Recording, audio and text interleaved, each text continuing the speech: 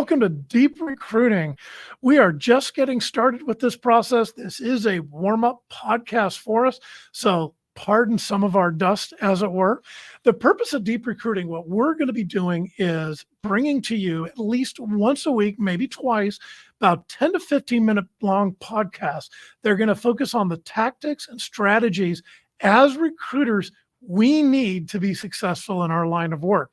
Now, candidates, job seekers are going to be able to find this useful too, because a lot of what recruiters do are representing the candidate. Hopefully, some of what we share is going to make you a more effective recruiter and a more effective candidate looking for a job. Because this is a warm-up, we're just going to have some fun today. We're going to go over what we call candidate horror stories. And the point of that is to let the recruiters know, hey, you're not alone. We've all experienced this. And for candidates looking for jobs, don't do these things. These are the things that make your recruiter want to crawl under a rock and die. And none of us really wants that. The goal here is for the candidate to find a new job, for the recruiter to earn a high quality living and to be a rock star. So welcome again to the first edition of Deep Recruiting. Let's jump in and have some fun. I will be reading some of these horror stories because these didn't happen to me. They happen to people I know, and I want to make sure I get the story right. Okay, let's get started. There was a time when an Office 365 engineer did a Teams interview, and he had so many piles of boxes and garbage behind him, it made him look like a hoarder from the TV series. This is not a good look.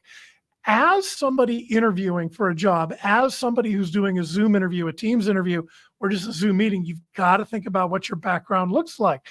And making it look like you're a hoarder makes you look disorganized. It's just not really a good look. These are the types of things that can keep you as a candidate from actually getting hired. The time the candidate ignored the address we gave him for the interview and decided to look it up online instead of paying attention to us.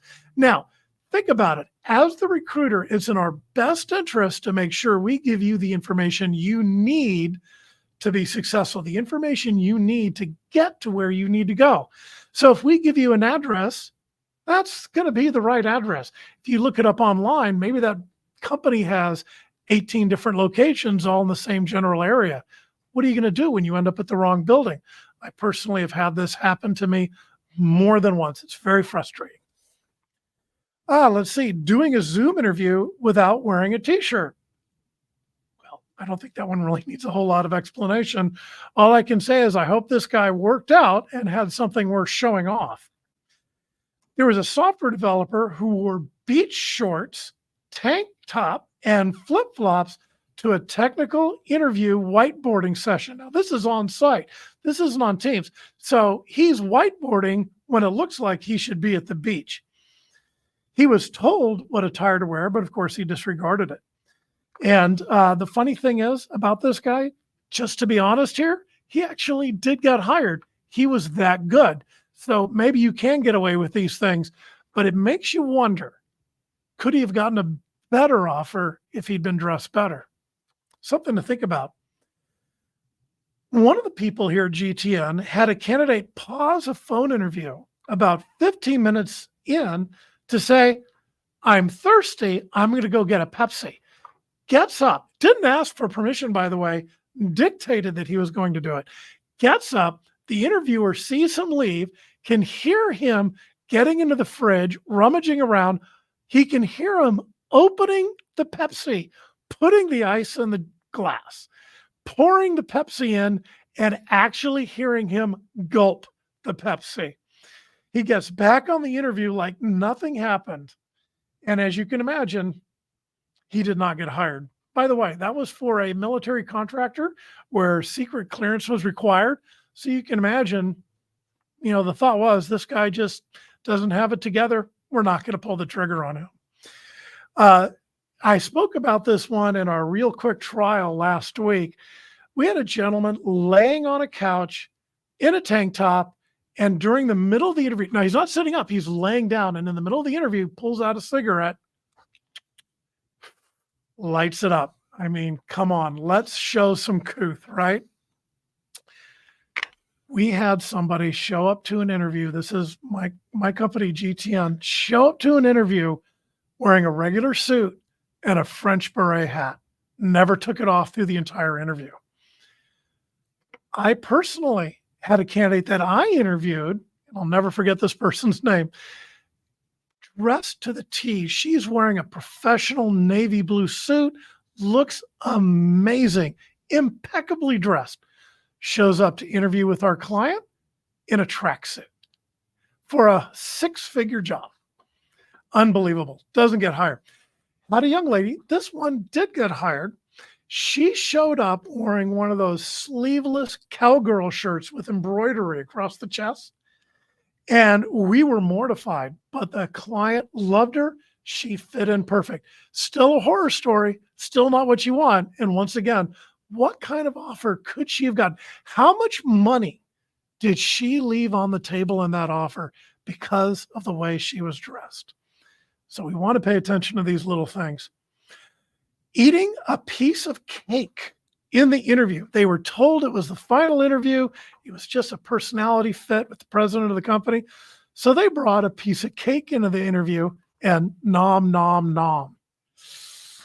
Bad idea. This one got my attention. I had a salesman interviewing for a job, and I told him his goal, his objective was to actually get control of the interview away from the interviewer. And he did do that to the point where the hiring manager called me after the interview and says, I don't know how this guy did it, but halfway through the interview, your candidate was actually sitting in my seat.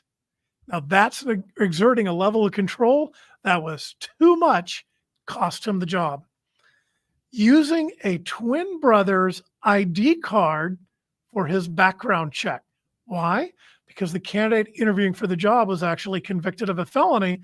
So he got his brother's ID and was impersonating his brother to actually get hired. Technical writer resumes that are full of grammatical and spelling errors. Isn't that unbelievable? How about this? We get resumes with no contact information on it. Here, this is what we think the candidate is thinking. Here, I want you to find me a job. I want a job. But don't you dare call me and don't you dare email me. How are we supposed to help you out? This is crazy stuff we deal with every day. Hearing someone off screen feeding answers, like Mr. Producer here, feed me an answer, say something. You're doing great. I'm doing great. He fed me an answer. I don't know if it's true or not. I'll let you guys be the judge of that. Being drunk while interviewing. Bragging about getting high during the interview. Bragging about having the police called on you when you're prospecting. That was a new one to me that I heard not too long ago. Bragging about not being able to get to work before 10 a.m. Some of you may be thinking that's me. Saying you had to quit your last job because your wife got mad at you when you had to stay at work past 5 p.m. I get the feeling that guy's never going to get promoted. The time the candidate showed up at the wrong building on campus for an interview, he called me. And once I understood which building he was in, I told him his interview was going to be in the 20-story building that was just to the south of the building he was in. He didn't know his north, south, east, or west. So I had to figure out his bearings, tell him to walk outside the building he was in and turn to the right and tell him, you see that 20-story building right there? That's the one you're supposed to be in. I worked in a building once on the 7th floor. We had the entire floor, and because of that, the elevators for the 7th floor had a key lock. And that key lock was there for after hours, so you could access or not access the floor. Well, there were two banks of buttons. There was a bank on the left side and a bank on the right side. The bank on the left side was the one with the key. The bank on the right side, no key. So I had a gentleman call me from the elevator once, telling me there was no 7 key. And I had to tell him to turn to his right and look at the other bank of buttons. And it makes me think, what kind of common sense am I really dealing with here? slouching. And I'm talking deep slouching during an interview and thinking this is a good idea because it makes me look relaxed. It doesn't make you look relaxed. It makes you look lazy and makes you look uninterested in the interview. Telling me that our administrative assistant who showed you to the interview room wears high grade makeup. You know what? It was none of your business what kind of makeup she wears. The smell. Oh my God, the smell. I had a gentleman once who smelled so bad that when I walked into the interview room, my lungs actually stopped working. He smelled like he hadn't bathed in weeks and had been smoking cheap cigars nonstop for weeks. I mean, it was, and I like the smell of a good cigar, but no, this was unacceptable. It was so bad, I literally couldn't breathe. I had to take a step back out, turn around, come back in, and tell him to leave because I was not going to tolerate that. I was told once that I was violating EEOC laws because I was asking a math question of an accountant. Having to tell an accountant 7 times in a row that they're not allowed to use a calculator to do a 3rd grade math problem, and the accountant telling me, no, it's okay if I use one. No, it's not, and you're a no hire. Had a candidate that slept at his desk right after he started. He didn't last. I asked the candidate once what he wanted to move into a managerial role. He wanted me to get him that promotion, so I asked him a natural question. What is something you've done to position yourself for that leadership role? His answer, I get to work by 8 and I don't leave before 5. I get the feeling that the expectations are going to be a little bit higher than that. A placed candidate that before they started ran over 4 pedestrians on the sidewalk after a heavy night of drinking to celebrate the job offer that they had just accepted. A candidate that passed a background check because they were out on bail while awaiting a trial for the murder of her boyfriend. There was no warrant out for her arrest, and that's how she got through the background check. Pretty unbelievable. A candidate going to work in a high security facility who lied on their background and managed to pass and shows up wearing an ankle monitor. Didn't get admitted. And that contract didn't last even a minute, I don't think. Let's see. Another candidate going to work in a high security facility with an extensive background check who lied on their background check was caught and acted shocked that he got caught. A candidate who, to put it politely, passed gas during a panel interview and acted like nothing had happened despite his body language that was obvious, the noise that was obvious, and of course, the olfactory assault that everyone experienced. After the interview, the candidates insisted it was the best interview he'd ever conducted. Trying to stay out of the range of the camera lens, you can clearly see the spouse of the candidate crawling on the floor to avoid being seen. This is a doozy. Rolling a blunt on camera during the interview.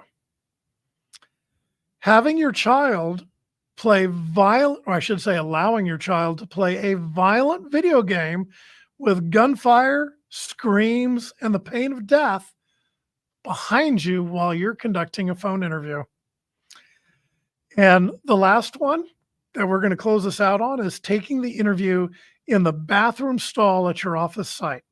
The client could hear the flushing noises right next to the candidate doing the interview. So I hope you enjoyed some of these horror stories. I hope they make you feel a little bit better about some of the experiences you've lived through. One of the things we're going to feature on Deep Recruiting is viewer questions and comments. We'd like to hear about the problems you're experiencing and figure out a solution that we can share. This has been Deep Recruiting with Jim Bright. We very much appreciate your participation today. Make it a great week and happy selling, everybody.